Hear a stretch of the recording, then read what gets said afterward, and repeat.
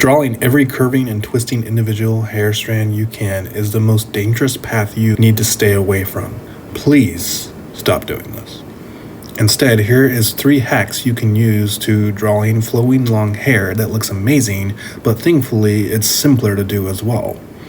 First hack is throwing your lines. This will absolutely make your hair drawing feel more dynamic in nature. You need to practice this with straight lines and then move on to curved lines.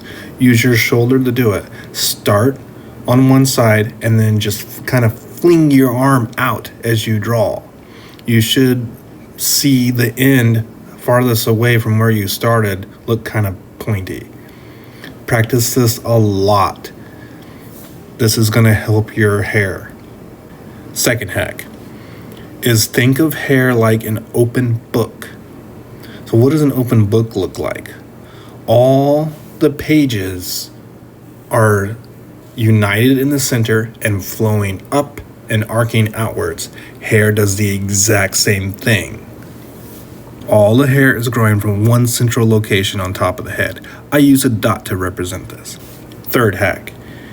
Use a big, medium, small shape mantra.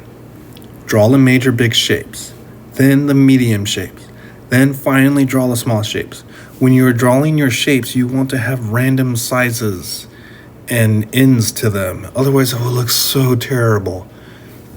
Don't make all your shapes in the same triangle-y shape. It's going to look bad if you just do spiky hair like this. The biggest key to making hair look and feel like hair when you draw is variation. Make sure you subscribe and like this video so you don't miss out on more great drawing tutorials. Lastly, at the beginning or end of the hair shape, you can use 3 lines branching out from the same center. Again, you want to vary the size, otherwise it will look like trash.